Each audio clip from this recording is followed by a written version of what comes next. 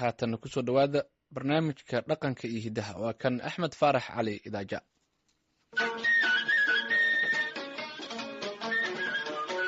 waa barnaamijkii dhaqanka iyo hiddaha ee laanta af soomaaliga ee v o a da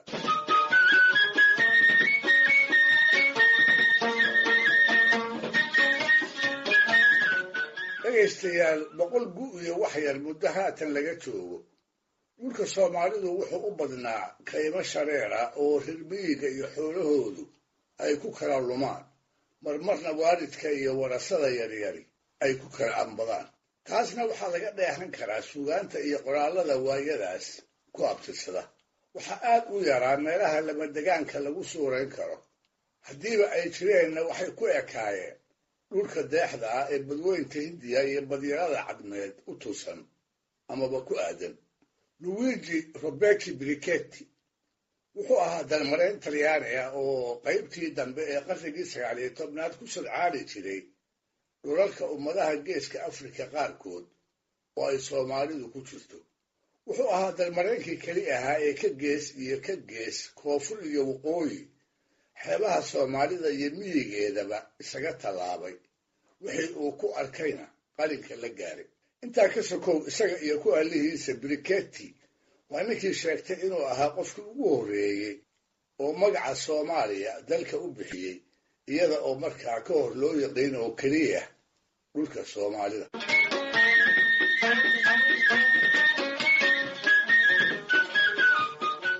signor brichetti oo waayadaas u shaqaynayay hay-ad la odhan jiray società geografica italiana wuxuu sadcaaladii uu soomaaliya ku maray ku faahfaahiyey buug uu u bixiyey soomaaliya ee banaadir oo 1899kii magaalada miilaan oo lagu daabacay. baalasha buuggiisaas ayaa laga ogaan karaa dhulka soomaalidu bilicdii uu jeerkaa lahaa, siduu u dhiraysnaa iyo siday ugu yaraayeen meelaha diiran oo xoolaha iyo dadka wataa ay sahal ku mari karaan. isaga oo la dhacsan ayuu tilmaamayaa dhul dhirta sare iyo tan hoosaba ay muush ka tahay oo markii uu kayn ka baxaba ay mid kale hortiisa ka muuqanaysay. waxaa ka daraa iyaga oo raxan ah duurjoogta iyo dugaaguba siday ugu badnaayeen dhulkii uu socodka ku maraayey, sida cawsha, deerada, dabataagta, gorayada, biciidka, libaaxa, wiisha, shabeelka, yeyda, haramcadka iyo maroodiga, haddaad rumaysan karayso.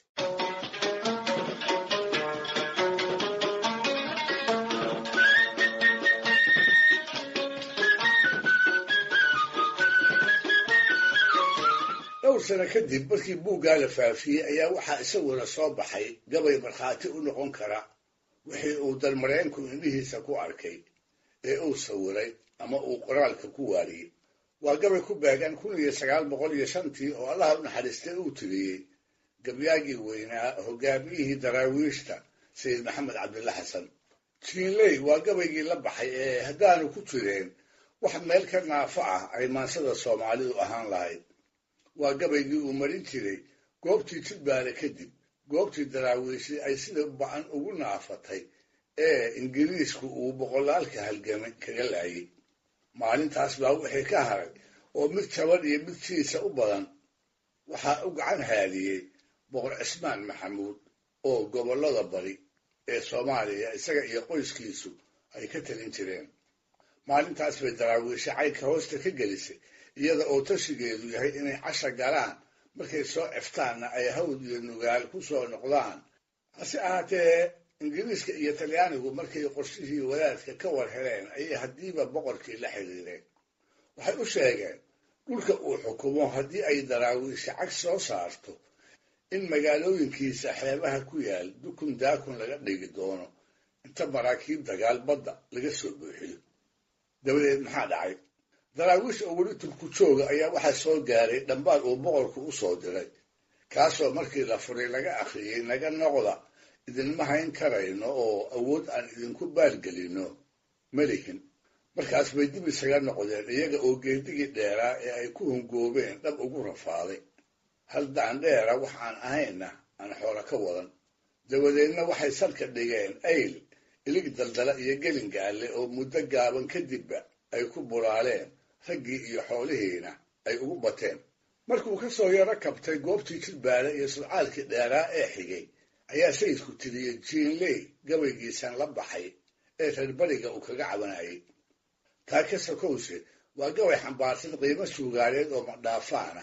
sidaan meel hore ku soo xusayna waxaa markhaati looga dhigan karaa dhulka soomaalida ee hadda lama degaanka ku sii socdaay siduu waayadaa u dhaqnaa, noolihii ku dul abuuraana uu ugu barwaaqaysnaa. bal ila eeg haddaba tuducyadan tirada yar ee gabyaagu uu ku tilmaamayo dhulkii isaga oo qaxa uu berigaas ku dhex sodcaalay iyo dhirtii kala jaadka ahayd ee kob laga maraa ay yarayd. bal u fiirso dugaaggii marba ka soo horbaxayey ee cabsiduu ka qabay aawadeed uu tallaabada la qaadi kari waayey. dugaaggii libaaxa iyo wiishu ay ugu weynaayeen, halaqa maska, goodka, abeesada iyo jilbiska lahaana ay ugu yaraayeen.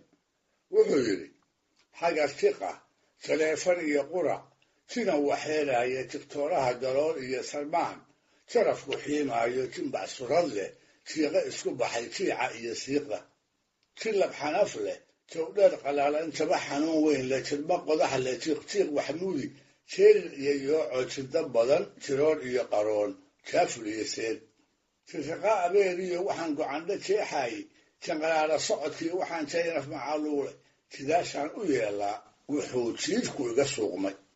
jafka hawdka guuraha waxaan jar iska xooraayey, wuxuu jeena calafow libaaxa igu jibaadaayey, raadkaan ku jiilaa wuxuu daba jadeemayey. jadhabtiisa qoobka ah waxaan dib u jalleecaayey, jaajuusku geesaha wuxuu jilayay ruuxayga, waxaan jaamagaarkii cabsida jimanka buuraayey. wiil joofla iyo yey waxaan jirif ku keenaashay, jirni qaba shabeelihii wuxuu igu jalaacayey, tuq waxaan u soo eri dugaagta la butaynaya. silbis halaqa iyo good waxaan jaanta kala booday wixii aan ku joogsaday abees, jirifle oo duuban, maska jiriiqleeyaa wuxuu jiirisi u dhaafay.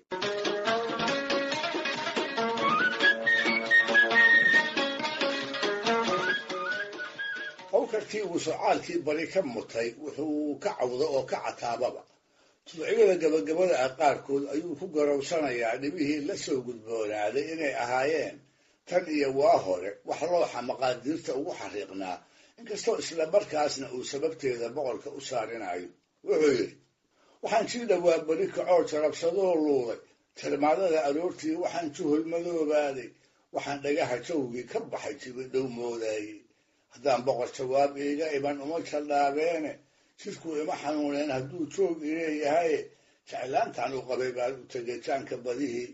jeer baa ilaah ii qadaray jiirahan maraye, jiidaha in meel loogu wado jaahil baan garanay, waxse igu jirrabay waa ninkii jooka ii lulay. dhegaystayaal, barnaamijkii dhaqanka iyo hidduhu maanta halkaa ha inoo joogo. toddobaadka soo aadan iyo ku lamid ah hadduu